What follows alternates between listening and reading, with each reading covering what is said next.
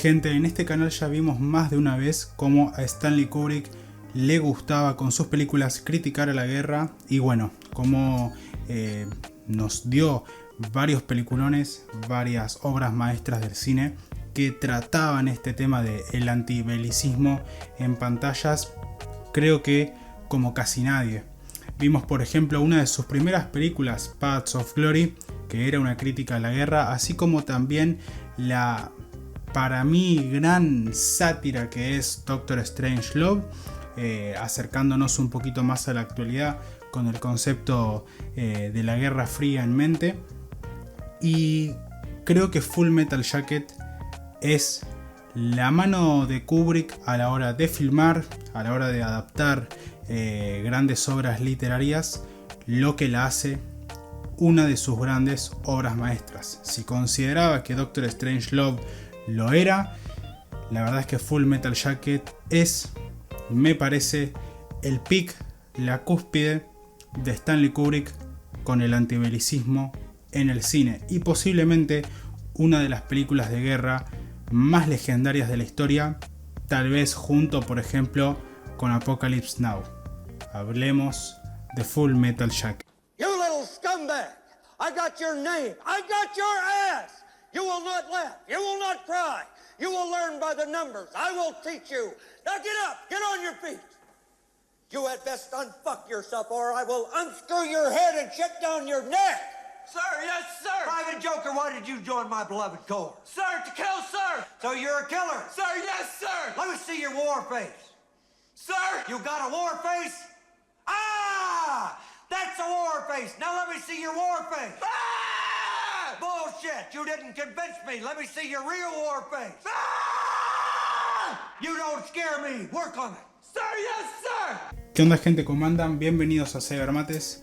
Bueno, si les gusta este tipo de contenido, este tipo de reseñas, pueden seguirme en cualquiera de las redes que les está apareciendo ahora.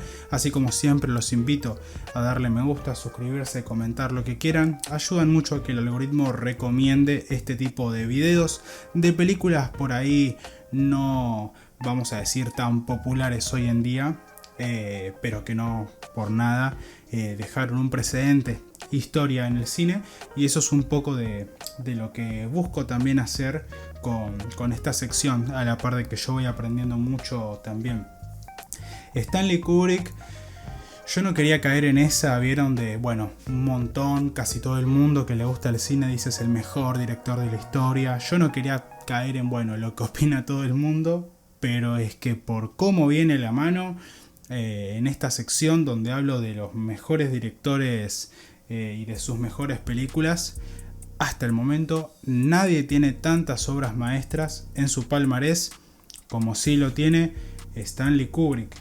Y bueno, llegado Full Metal Jacket, dije, otra película más que trata de la guerra, puede llegar a ser repetitivo. Stanley ya demostró que era muy bueno haciendo esto, y mis impresiones nada, terminaron siendo, creo que insuperables, ya que, vuelvo y repito por última vez, creo que Full Metal Jacket no solo es una obra maestra como podría considerar también a Paths of Glory y a Doctor Strangelove, sino que está en un escaño más encima. Creo que es una de esas películas que son cine puro y parte del legado del cine, como 2001 Odisea en el espacio, como La Naranja Mecánica, como El Resplandor, y estoy nombrando nada más obras de Stanley Kubrick.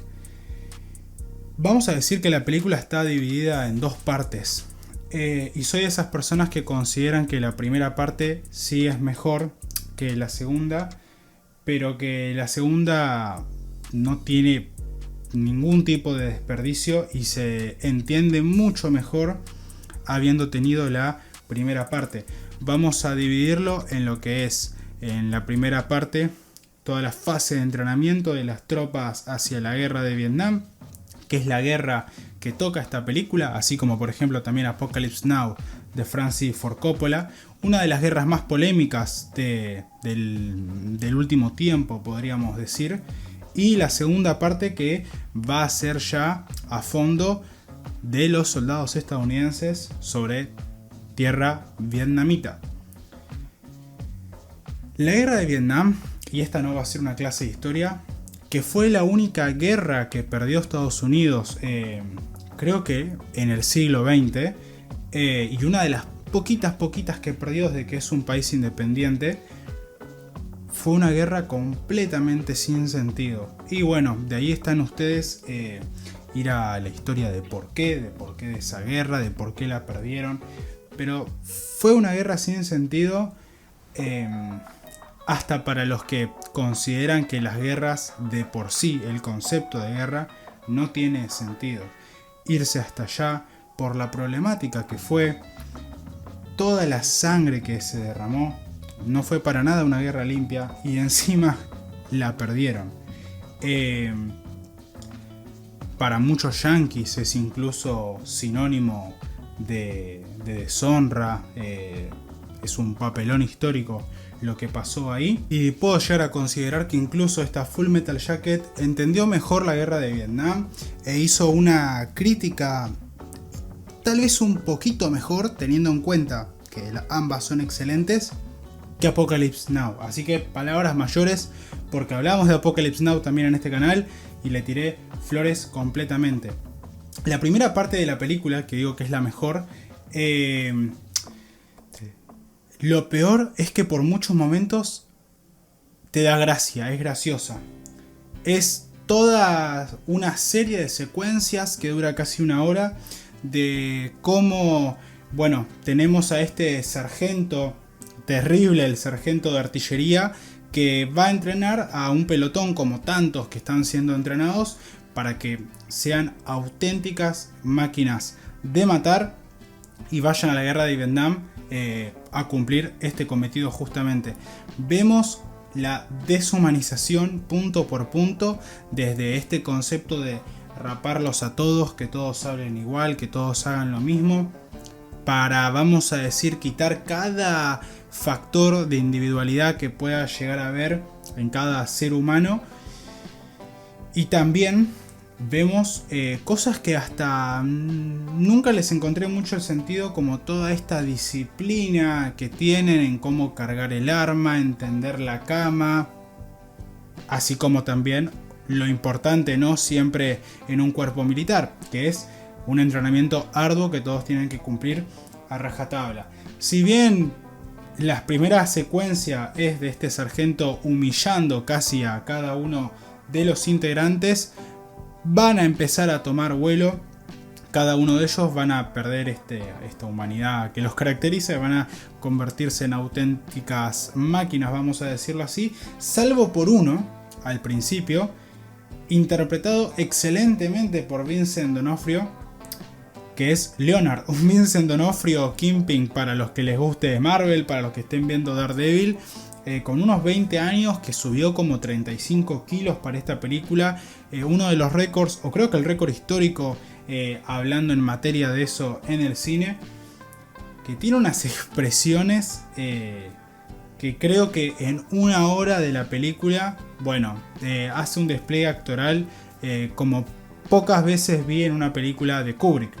Parece un personaje como un poco tonto, como hasta un poco, vamos a decir, puede ser que retrasado en cierto aspecto, que no entiende muy bien como el resto de los soldados qué es todo lo que está pasando, y esto lleva a que el sargento lo tome de punto y, bueno, ya les digo, quiera humillarlo más que al resto de soldados que también empiezan siendo humillados, desde la típica escena donde se está riendo hasta las que no puede pasar las pruebas. Vemos cómo él castiga al resto de los soldados por culpa de él, lo que va llevando que cada vez la relación se vaya perdiendo más y tengamos para mí una de las mejores escenas de la película, que es esta donde él está durmiendo a la noche, lo atan y le empiezan a pegar, y ese es el punto de quiebre para el personaje, ya que si bien físicamente, mentalmente no sea tan capaz como el resto, resulta que para las armas, que es como la etapa final del entrenamiento, es muy bueno, y esto lleva a que luego de una charla del sargento con el resto de los soldados, donde le cuenta que dos asesinos, vamos a decir prolíficos, como uno el que mató a Kennedy y otro soldado de la Marine que había matado a un montón de gente, él lo que quiere explicar es que básicamente para que hayan sido tan prolíficos en sus asesinatos es que habían tenido un entrenamiento ahí.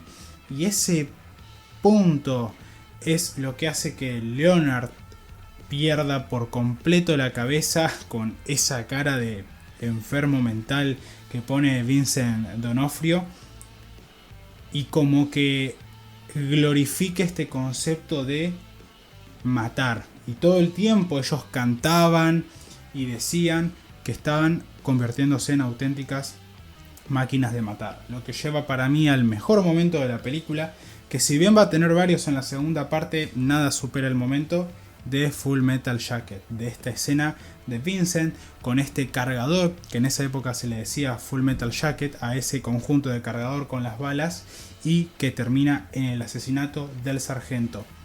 Impresionante, creo que de las escenas que más piel de gallina me puso en cualquier película.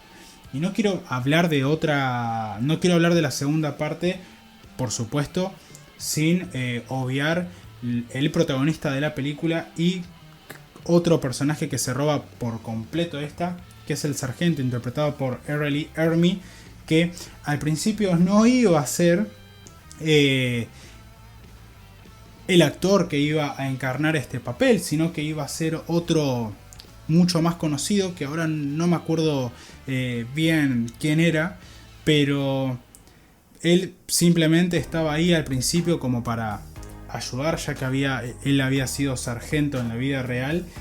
Incluso miren, ahí me acordé, el que iba a ser de este sargento es el que aparece en la segunda parte en ese helicóptero con la metralleta matando civiles.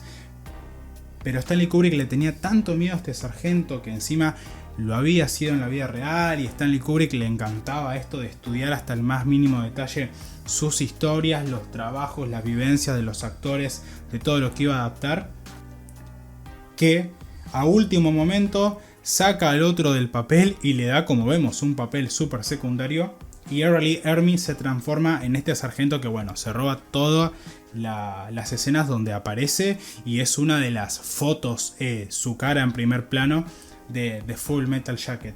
No dura mucho, incluso tuvo varios problemas en la grabación, estuvo como 5 meses internado, ya que en un accidente creo que se rompió como casi todas las costillas del cuerpo, una locura. Y entonces la película de vuelta se retrasó un montón de tiempo, se duplicó el presupuesto, como en toda película de Stanley Kubrick, que vamos a decir que el rodaje son bastante complicados, pero bueno, cosas de Stanley Kubrick. Lo que en definitiva termina siendo toda esta historia de la película y del rodaje es que el sargento tiene un papel que se roba completamente la película. No se sabe bien qué es lo que pasó en el rodaje con respecto a su actuación, ya que muchos dicen de que Stanley Kubrick le decía que él tenía que aislarse del resto de soldados para tener una relación, vamos a decir, distante, fea, como la era del sargento con el resto de los soldados. Y hay quienes dicen que él mismo estaba tan loco que lo hacía por cuenta propia para meterse completamente dentro del personaje. Incluso muchas veces los soldados se olvidaban de lo que tenían que decir en sus guiones y las respuestas que tenían eran completamente naturales, porque le temían a este actor que había sido sargento encima en la vida real. Y esto es algo que se repite mucho, por cierto, expresiones, reacciones naturales en improvisación en películas de Stanley Kubrick. Y luego tenemos a un Matthew Modine impecable haciendo de el Joker, el protagonista de la película, la única persona que ayuda a Leonard antes de que se suicide con su arma, con Full Metal Jacket, que bueno, va a representar, además de haber sido importante en la primera parte, en la segunda el dualismo del ser humano e implicado en la guerra. Vamos a ver que el soldado es como que a veces tiene expresiones de ser muy buena persona, a veces anda perdido, a veces dice que quería convertirse en la primera persona de su barrio en tener un asesinato a su espalda. Y creo que todo esto se simboliza muy bien con justamente el símbolo de la paz que tiene en su uniforme militar, que contrasta demasiado con el casco que dice algo así como máquina de matar o algo así. Y él habla sobre un antiguo psicólogo, filósofo, que hablaba sobre este concepto de la dualidad del hombre, de que es como que estamos divididos por el bien y por el mal. Hasta que creo que hay un punto de la película en el final donde esta dualidad tal vez o se rompa definitivamente o termine de acrecentarse.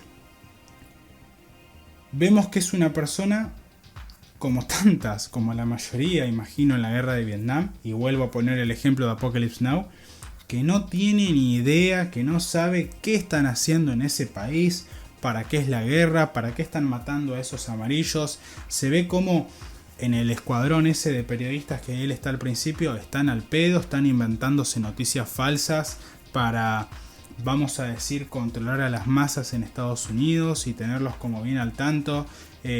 Algo muy parecido, pasó en mi país con la guerra de Malvinas, donde la estábamos perdiendo por afano, pero acá decíamos como que todo iba bien. Y lo mismo estaba pasando en ese momento en la guerra de Vietnam, que Estados Unidos estaba haciendo cualquier cosa.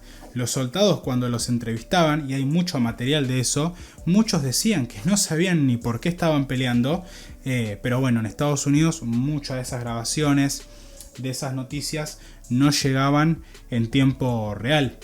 Y conocemos a un montón de otros soldados, ninguno tan interesante para mí ni como Joker ni como Leonard, pero que cada uno está más trastornado que el otro, como este que lo único que quería era matar.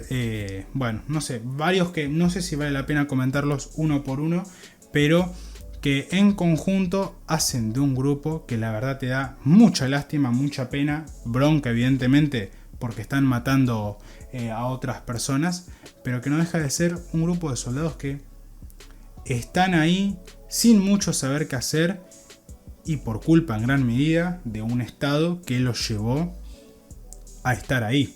No es que todos sean locos o malas personas, sino que un poco se creó ese tipo de personas cuando les decían que tenían que ser máquinas de matar en la milicia. En definitiva, tenemos un montón de secuencias increíbles, para mí de las mejores que yo he visto, aunque sea en el cine de guerra, como cuando por ejemplo van entrando a estas ruinas de las ciudades en Vietnam, a la par de que les van haciendo como entrevistas periodísticas, la escena de la fosa, muchas escenas que no dejan de ser un símbolo tras otro símbolo de la locura, del sinsentido, de la guerra, de la deshumanización que provoca, del intervencionismo militar, de que un país se meta porque sí en otro país, con costumbres completamente distintas, y que bueno, todo termine en la locura que termina siendo esta guerra que Estados Unidos finalmente termina perdiendo. Tenemos esa secuencia final que creo que también es de lo mejor de la película, con el francotirador que termina siendo una niña, nada más ni nada menos, que mata a casi todos los soldados. Y que bueno, uno esperaría que eran un montón de soldados o un super francotirador como el de Bastardos sin Gloria, y no, era una niña nada más que la matan. Ella empieza como a rezar, a cantar, y ahí es donde creo que la dualidad de Joker, si bien nosotros no tenemos esa respuesta, pasa a ser una de dos: o irse y abandonar para siempre el concepto de la guerra, o transformarse completamente en la dualidad de, bueno, voy a tener que seguir matando para yo sobrevivir. No sé si eso me hace mala persona o qué, pero creo que Kubrick más o menos eso era lo que quería reflejar. Porque si vemos en sí, no te digo a todos los soldados, pero Joker era una buena persona, él. El tema es que lo transformaron completamente y lo obligaron, como un montón de estos muchachos, a hacer cosas que él no quería. Y lo mismo pasaría seguramente del otro lado, del lado de los soviéticos, en la Vietnam del norte, ya que la Vietnam del sur era la que estaba con Estados Unidos. Increíble como, tema para otro video, Vietnam se recompuso después, ya que hoy en día es una potencia en el sudeste asiático y está creciendo muchísimo cada vez más, por el contrario a otros países como Camboya, por ejemplo, que la terminaron pasando peor.